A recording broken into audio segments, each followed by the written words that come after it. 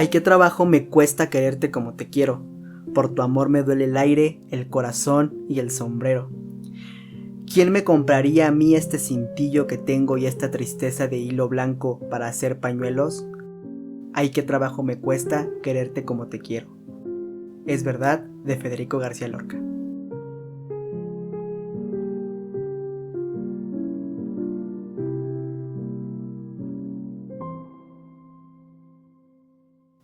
García Lorca fue uno de los poetas más insignes de nuestra época, dramaturgo y prosista español, adscrito a la generación del 27. Fue el poeta de mayor influencia y popularidad de la literatura española del siglo XX.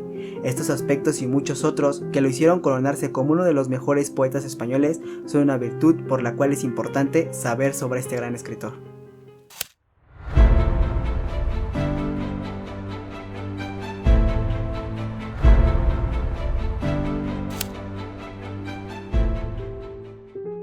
En la parte occidental de la comarca de la Vega de Granada, la población granadina de Fuente Vaqueros vio nacer el 5 de junio de 1898 a uno de los poetas más brillantes de la historia de España, Federico García Lorca, el autor español más celebrado del siglo XX, símbolo de todos los desaparecidos en la Guerra Civil Española y cuyos restos, más de 80 años después de su muerte, aún permanecen en una fosa común.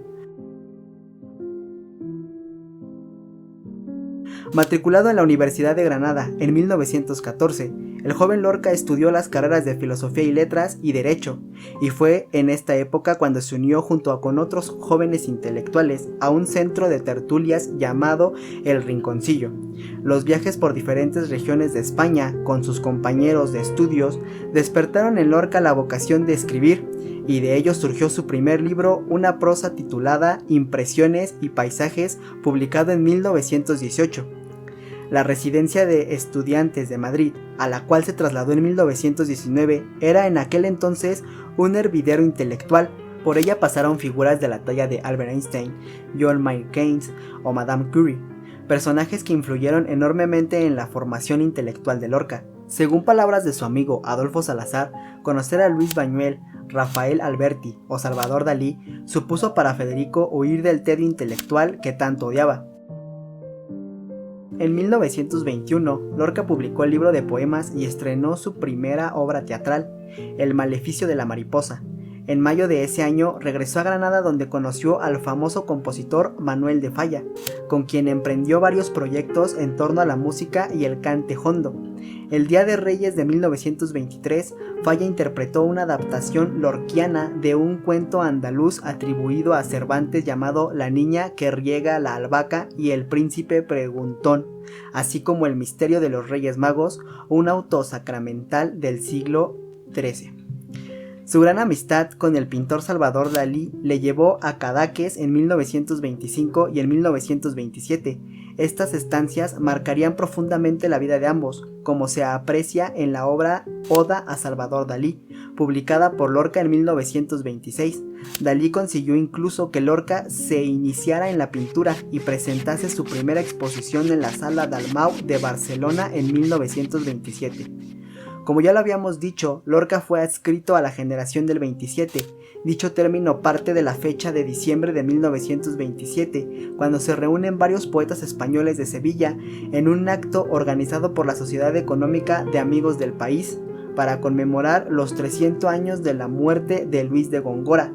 Cabe destacar que esta reunión es el origen de lo que algunos llaman la generación del 27, en la que se incluyen escritores como Jorge Guillén, Pedro Salinas, Rafael Alberti, Damaso Alonso, Gerardo Diego, Luis Cernuda, Vicente Alexandre, Manuel Altolaguirre y Emilio Prados.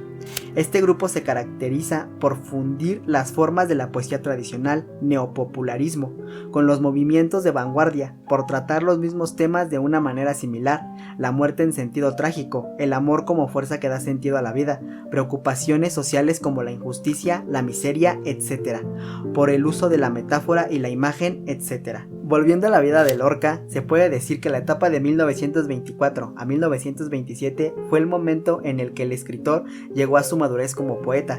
Sin embargo, también es en esta época cuando Federico García Lorca vive, según sus palabras, una de las crisis más hondas de mi vida. A pesar de que sus obras Canciones y Primer romancero gitano, publicados en 1927 y 1928 respectivamente, están gozando de gran éxito crítico y popular, esta crisis fue provocada por varios acontecimientos en su vida. Por un lado, con el éxito del romancero gitano, comenzó a verse a Lorca como costumbrista, defensor de los gitanos, ligado al folclore andaluz. Este se quejaba en una carta a Jorge Guillén diciendo: "Me va molestando un poco mi mito de gitanería. Los gitanos son un tema y nada más. Yo podría ser el mismo poeta de agujas de coser o de paisajes hidráulicos. Además, el gitanismo me da un tono de incultura, de falta de educación y de poeta salvaje que tú sabes bien no soy. No quiero que me encasillen. Siento que me va echando cadenas". Y, por otro lado, se separó de Emilio Aladrén, un escultor con el que había mantenido una intensa relación afectiva. Además, esta crisis debió agravarse cuando Lorca recibió las duras críticas de Dalí y Luis Buñuel sobre el romancero gitano. Para dar un giro a su vida y cambiar de aires, Lorca se embarcó en el Olympic rumbo a Nueva York, donde llegó en 1930. Describió la ciudad como un lugar de alambre y muerte, y se vio sorprendido por la economía capitalista y el trato dado a los afroamericanos. Sus experiencias le llevaron a escribir Poeta en Nueva York, donde buscó expresar la esclavitud dolorosa del hombre y la máquina juntos. Esta obra no se publicaría hasta 4 años después de su muerte. En 1931, Lorca escribió Bodas de Sangre, la primera parte de una trilogía, una tragedia en verso y prosa inspirada en un crimen real que tuvo lugar en 1928 en la localidad de Níjar, en la provincia de Almería. En 1934 escribió Yerma, la segunda parte de la trilogía. Lorca nunca llegó a escribir la tercera y última parte, a pesar de que, según decía, ya tenía el título en mente. En marzo de 1930, Lorca salió de Nueva York en tren con rumbo a Miami, donde se embarcó para Cuba. Antes de su llegada, su visión de la isla era, según él mismo reconoció, puramente pintoresca. Al pensar en el paisaje cubano y en el tono poético de la isla, recordaba las deliciosas litografías de las cajas de habanos que había visto de niño. En La Habana, Lorca experimentó una sensación de libertad y de alivio, dejando atrás la ciudad de los rascacielos, Nueva York de cieno, Nueva York de alambre y muerte. Llegó a la América con raíces, la América de Dios, la América española, como la llamaría en una conferencia. Después del periodo neoyorquino, tuvo en La Habana su primer contacto con un país extranjero de habla española. Entre el 7 de marzo y el 12 de junio de 1930, fechas de su estancia en Cuba, vivió unos días intensos y alegres. Dio una serie de conferencias con enorme éxito en la Institución Hispano-Cubana de Cultura. La aportación más importante de Federico García Lorca a la política cultural de la República fue, sin duda, la organización del Teatro Universitario La Barraca, grupo que dirigió junto con Eduardo Ugarte y que, a partir del verano de 1932, representó obras de teatro clásico español en diversos pueblos de España. Durante su estancia en Nueva York, mientras vivió en la Universidad de Columbia, Federico había tenido la oportunidad de observar una vigorosa tradición de teatro no profesional. De ahí, quizás, proviene la idea de dar un nuevo impulso al teatro universitario que había florecido en España siglos antes. La historia comienza en noviembre de 1931, según su amigo el diplomático Carlos Morla Lynch. Muy entrada la noche, irrumpe Federico en la tertulia con impetuosidades de ventarrón. Se trata de una idea nueva que ha surgido, con la violencia de una erupción, en su espíritu en constante efervescencia. Concepción seductora de vastas proporciones, construir una barraca, con capacidad para 400 personas, con el fin de salvar el teatro español y de ponerlo al alcance del pueblo. Se darán en el Galpón obras de Calderón de la Barca, de Lope de Vega, comedias de Cervantes, resurrección de la farándula ambulante de los tiempos pasados. Aquí Federico se encumbra a las nubes. Llevaremos, dice, la barraca a todas las regiones de España, iremos a París, América, al Japón. Dos aspectos de la experiencia de Federico García Lorca con la barraca fueron decisivos para su carrera como dramaturgo. Le permitió aprender el oficio de director de escena y le expuso a un público nuevo, ajeno a la burguesía frívola y materializada de Madrid.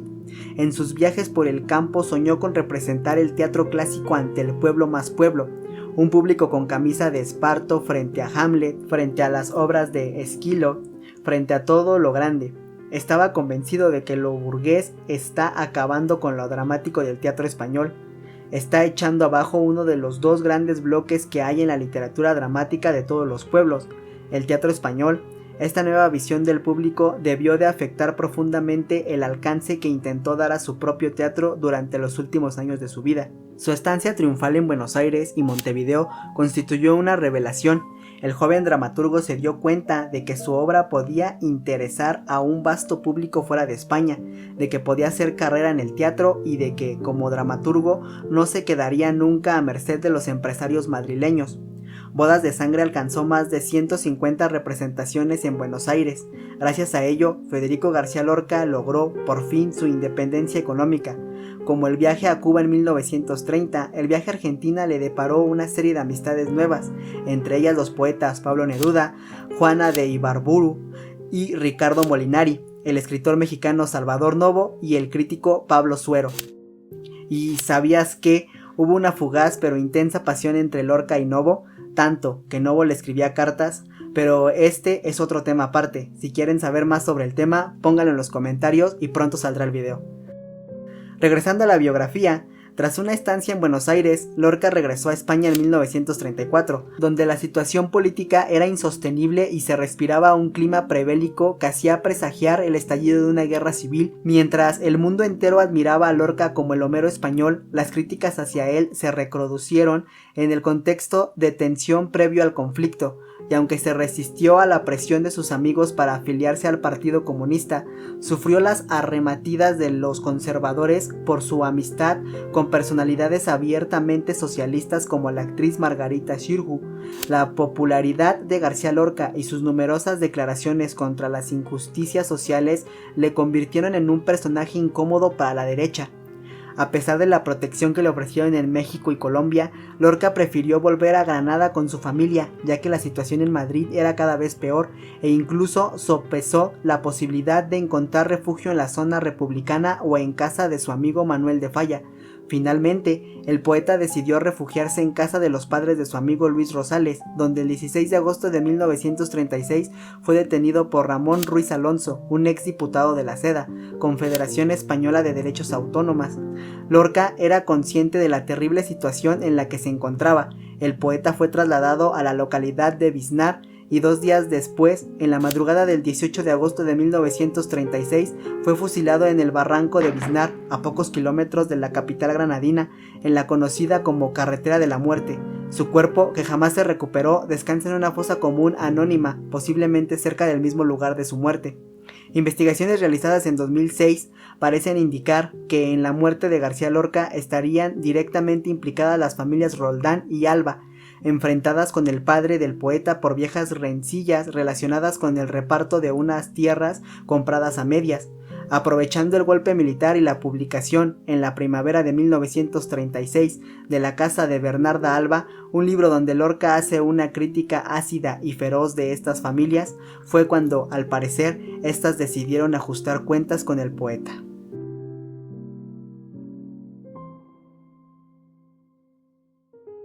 Bueno, bibliófilos, espero les haya gustado esta breve biografía. Recuerden suscribirse al canal, dejar su like, comentarios positivos para que sigamos haciendo videos con mucha alegría para ustedes. Síganos en Facebook como Escondido en un Libro, en Instagram como @escondido_en_un_libro oficial y recuerden que siempre, pero siempre sigan leyendo.